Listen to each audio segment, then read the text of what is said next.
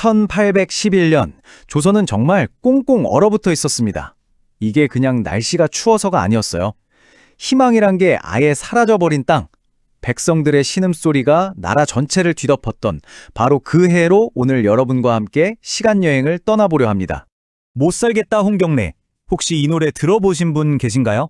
이게 그냥 만들어낸 노래 가사가 아닙니다. 지금으로부터 약 200년 전 조선 백성들의 가슴 속에서 정말로 터져나왔던 진짜 절규였어요. 오늘 우리는 이 한마디의 외침이 대체 어디서부터 시작된 건지 그 이야기를 한번 따라가 보려고 합니다.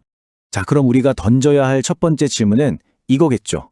대체 무엇이 그저 하루하루를 살아가던 평범한 사람들을 벼랑 끝까지 내몰았을까? 그리고 그 절만의 한복판에서 분노의 칼을 들었던 남자, 홍경래는 과연 누구였을까요? 마지막으로 결국 실패로 끝난 이들의 몸부림이 오늘날 우리에게는 어떤 의미를 갖는지 그 상처를 함께 들여다보겠습니다. 모든 건 정조 임금이 갑자기 세상을 떠나면서 시작됩니다. 너무 어린 순조가 왕이 됐거든요. 하지만 이 왕은 사실 이름뿐인 왕이었죠. 모든 권력은 순조의 장인 김조순이라는 인물을 중심으로 한 안동 김씨 가문이 다 가져가 버렸습니다. 그러니까 왕이 아니라 왕의 외척 가문이 나라를 통째로 쥐고 흔들던 시기, 이걸 우리가 바로 세도 정치라고 부르는 거예요. 이 뒤틀린 권력 아래에서 백성들의 고통이 서서히 시작되고 있었던 겁니다. 생각해보세요. 권력이 아주 소수의 손에만 들어가면 어떤 일이 벌어질까요? 네, 당연하게도 나라 전체가 썩어 들어가게 시작합니다. 특히 매관매직, 그러니까 돈을 주고 벼슬을 사고 파는 일이 아주 당연하게 여겨졌죠. 이렇게 돈으로 자리를 산 관리들 눈에 백성들이 과연 보살펴야 할 존재로 보였을까요? 아니죠. 자기들이 투자한 돈을 뽑아내고 더 큰 부를 쌓기 위한 수단으로밖에 보이지 않았던 겁니다. 이런 부패는 백성들의 삶을 아주 직접적으로 파고들었습니다. 그게 바로 악명 높은 삼정의 문란이라는 거예요. 자, 첫째, 토지세인 전정, 법에 없는 온갖 세금을 마구잡이로 갖다 붙여서 세금이 눈덩이처럼 불어났고요. 둘째, 군대 가는 대신 내는 세금, 군정은요, 심지어 갓 태어난 아기나 이미 돌아가신 분한테까지 세금을 매겼어요. 정말 기가 막히죠. 근데 최악은 따로 있었습니다. 바로 환곡인데요. 이건 원래 굶주린 백성들 도와주려고 나라에서 곡식을 빌려주는 좋은 제도였거든요. 이걸 가지고 빌려줄 땐 모래나 결을 섞어서 주고 받을 때는 엄청난 이자를 붙여서 빼앗아가는 악랄한 고리대금업으로 바꿔버린 겁니다. 정말 백성들은 숨 쉬는 것조차 힘든 시대를 살고 있었던 거죠. 그렇게 돈으로 자리를 산 지방 관리들, 즉 수령들은 말 그대로 그 동네의 왕이나 다름없었습니다. 재판도 자기 마음대로, 세금도 자기 마음대로, 백성들의 목숨줄을 그냥 자기 손에 쥐고 흔들었던 거예요. 조금이라도 반항하면 죽도록 매질을 당했고 억울하다고 하소연할 것도 없었습니다. 이들에게 백성은 봉사의 대상이 아니라 뼈골까지 빼먹어야 할 착취의 대상, 그 이상도 이하도 아니었습니다. 그런데 여러분, 이 지옥 같은 현실 속에서도요, 더 깊은 고통을 삼켜야 했던 사람들이 있었습니다. 바로 지금의 평안도 지역 사람들이에요. 이들은 다른 지역 사람들하고 똑같이 수탈을 당하면서 서북쪽 출신이라는 이유만으로 아주 뿌리 깊은 차별까지 견뎌야 했습니다. 아무리 능력이 뛰어나도 높은 벼슬에 오를 수 없었고, 심지어는 다른 지방의 노비들한테까지 무시를 당했다고 하니 그 서러움이 오죽했겠습니까? 이 쌓이고 쌓인 분노, 이 응어리가 바로 모든 사건의 시작점이 됩니다. 이렇게 차별과 수탈로 분노가 부글부글 끓어오르던 땅, 평안도로 한 남자가 걸어 들어옵니다. 그의 이름, 바로 홍경래. 그는 그냥 반란을 일으킨 사람이 아니었어요. 어쩌면 이 무너져 내린 시대가 낳은 절망, 그 자체였을지도 모릅니다. 홍경래는 평안도 출신의 집안이 몰락한 양반이었습니다. 머리는 아주 비상했다고 해요. 하지만 과거 시험에 계속해서 떨어졌죠. 그는 이게 자기 실력이 부족해서가 아니라고 생각했습니다. 어차피 합격자는 다 정해져 있고 나 같은 평안도 놈은 그냥 구색 맞추기용 들러리일 뿐이구나. 노력해도 바꿀 수 없는 세상, 그의 절망은 이 썩어 빠진 세상을 통째로 뒤엎고 싶다는 분노로 변해갔습니다.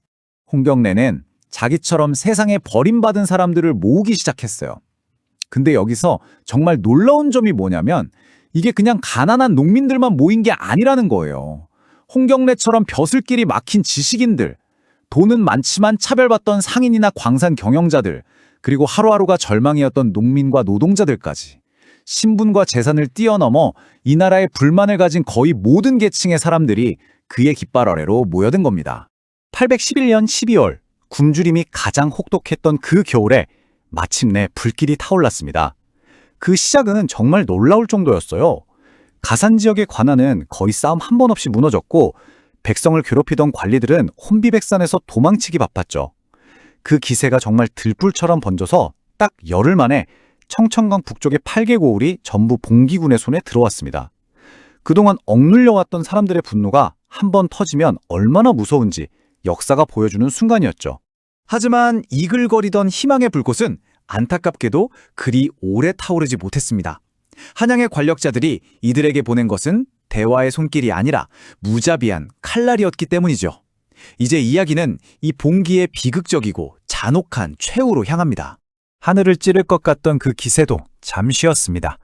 아무리 분노로 가득 차 있다고 해도 전문적으로 훈련받은 중앙군을 이기기엔 역부족이었어요. 결국 평야에서 벌어진 큰 전투에서 패배한 봉기군은 정주성이라는 곳으로 후퇴하게 됩니다. 그들에게 남은 마지막 희망이자 마지막 저항의 거점이었죠. 정주성에 갇힌 봉기군, 10,000명이 넘는 관군에게 성은 완전히 포위당했고요. 그 상태로 무려 석 달 넘게 버텼습니다. 그 성벽 안에서 그들은 과연 어떤 세상을 꿈꿨을까요? 하지만 그들의 희망은 두꺼운 성벽과 함께 서서히 갇혀버리고 말았습니다. 관군이 내놓은 해결책은 협상이 아니었어요. 아주 끔찍한 방법이었죠. 보름 넘게 성벽 아래로 땅굴을 팠습니다. 그리고 그 안에 어마어마한 양의 화약을 채워 넣었어요. 그리고 불을 붙였습니다. 귀를 찢는 굉음과 함께 성벽이 무너져 내렸습니다. 그리고 그 안으로 쏟아져 들어온 관군은 말 그대로 인간 사냥을 시작했어요. 봉기군뿐만 아니라 그냥 그 성 안에 살고 있었다는 죄밖에 없는 평범한 사람들까지 닥치는 대로 죽였습니다. 이건 진압이 아니었어요. 조선의 군대가 조선의 백성을 상대로 벌인 끔찍한 대학살이었습니다. 홍경래 역시 이 피로 물든 아수라장 속에서 총에 맞아 숨을 거두게 됩니다. 1917명. 이게 뭔지 아십니까? 봉기가 끝난 뒤 공식적으로 기록된 목이 잘려 죽은 남성의 숫자입니다. 여자와 아이들은 이 숫자에 포함되지도 않았어요. 이 숫자 뒤에 가려진 훨씬 더 많은 죽음들. 이 봉기가 얼마나 잔인하게 짓밟혔는지 다른 설명은 필요 없을 겁니다. 이렇게 한 시대의 절규는 처참하게 막을 내렸습니다. 그렇다면 이렇게 쓰러져간 수많은 목숨은 정말 아무런 의미도 없었던 걸까요? 이제 이 외침이 역사에 무엇을 남겼는지 그 의미를 한번 되짚어 보겠습니다. 정말 모든 게 헛수고였을까요? 아니요, 결코 그렇지 않았습니다. 홍경래의 난은 비록 실패했지만 그것은 최초의 외침이었습니다. 지배층에게는 백성의 분노가 이렇게 무서울 수 있구나 하는 공포를 심어줬고, 억눌려 살던 백성들에게는 우리도 뭉치면 싸울 수 있다는 작은 희망의 씨앗을 남겼죠. 이 씨앗은 훗날 임술농민 봉기나 동학농민 혁명 같은 더 큰 저항의 불길로 타올랐고요. 무엇보다 이 사건은 조선이라는 거대한 왕조에 이미 돌이킬 수 없는 깊은 균열이 생겼다는 걸 모두에게 똑똑히 보여준 멸망의 시작을 알리는 신호탄이었습니다. 역사는 우리에게 계속해서 경고하고 있습니다. 백성들의 절규에 귀를 막아버린 권력의 마지막이 어떤 모습인지를요. 200년 전 평안도 땅에서 울려 퍼졌던 그 외침은 어쩌면 오늘을 살고 있는 우리에게 이렇게 묻고 있는지도 모릅니다. 우리는 지금 그들의 목소리를 제대로 듣고 있는가 하고 말입니다.